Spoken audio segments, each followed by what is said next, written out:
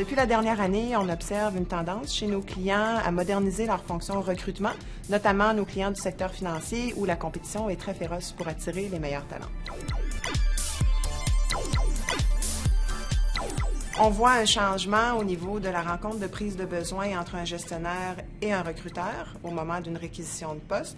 Et cette rencontre-là, de plus en plus, ressemble à la prise de mandat faite par les cabinets de recrutement de cadres. On connaît l'impact d'un mauvais recrutement pour une entreprise.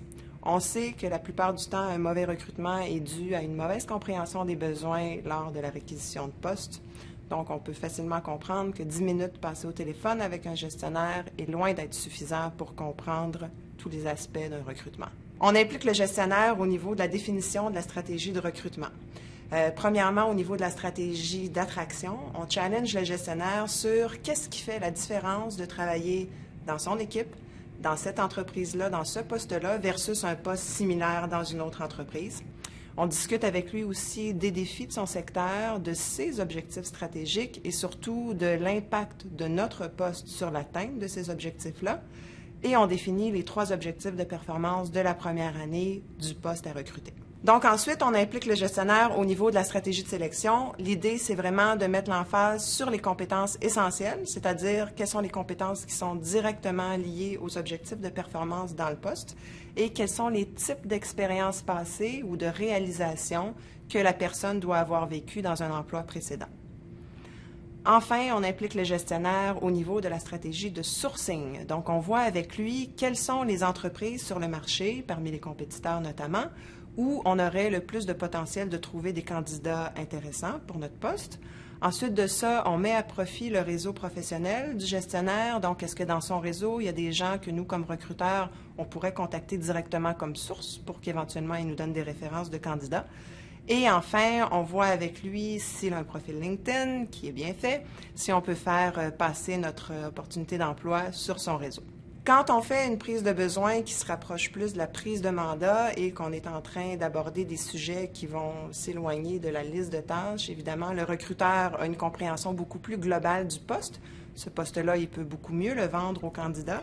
Et ça implique aussi le gestionnaire qui devient responsable du succès de son recrutement. L'affichage de poste traditionnel, on pourrait le définir comme une liste interminable de tâches, souvent très, très micro, et une liste encore plus grande de qualifications. C'est comme si on se mettait en mode sélection en amont, donc au tout début de notre processus. On est dans un marché où il y a une rareté de main-d'œuvre, c'est un marché orienté candidat. Ça pousse les entreprises à se mettre en mode attraction au niveau de leur affichage de poste. Il faut penser que les gens qu'on veut attirer, souvent, ce sont des candidats passifs et que ces gens-là ne cherchent pas. Quand on se met dans un mode attraction en affichage de poste, qu'est-ce qu'on fait? Premièrement, on attire l'attention avec un titre accrocheur. Ensuite de ça, tout de suite, on présente les facteurs différenciateurs, donc différenciateurs au niveau de l'équipe et au niveau de l'entreprise. Pourquoi le candidat se joindrait à nous? Ensuite, on présente les 3 objectifs de performance de la première année. On s'en tient après à 3 ou 4 grandes responsabilités. On minimise au niveau des qualifications requises et on a un processus pour appliquer sur le poste qui est archi simple. Donc, c'est ce genre d'information qui va attirer les candidats qui ne cherchent pas d'emploi. Il faut aussi penser qu'à l'ère du mobile, on n'a pas le choix d'adapter nos contenus. Il faut penser que les gens vont peut-être recevoir l'offre d'emploi sur leur iPad, sur leur iPhone. On veut que le contenu soit adapté et surtout que les gens le fassent circuler à travers leur réseau. Avec la rareté de main-d'œuvre sur le marché pour des profils experts, avec les enjeux de plus en plus complexes des organisations, le recrutement devient vraiment une des fonctions les plus stratégiques de l'entreprise et le rôle du recruteur a énormément gagné en complexité dans les dernières années. Un recruteur aujourd'hui doit maîtriser plusieurs compétences, il doit avoir une compréhension stratégique des enjeux de l'organisation, il doit être en mesure de développer une stratégie d'attraction, une stratégie de sélection, une stratégie de sourcing, notamment sur les réseaux sociaux, avec ce que ça implique comme nouvelles connaissances. Il doit être en mesure d'approcher directement des candidats passifs. Il doit surtout être à l'aise de le faire.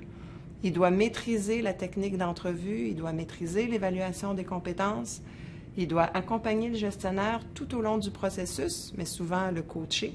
Bref, on peut voir que le recrutement, c'est un métier en soi et ce n'est certainement pas un poste d'entrée dans la fonction ressources humaines. Le recruteur doit avoir le temps nécessaire pour bien faire son travail et doit surtout avoir la passion et l'intérêt pour développer les compétences nécessaires. Pour toutes ces raisons-là, on voit de plus en plus d'entreprises qui séparent le rôle de recruteur de celui de généraliste ressources humaines en deux métiers distincts.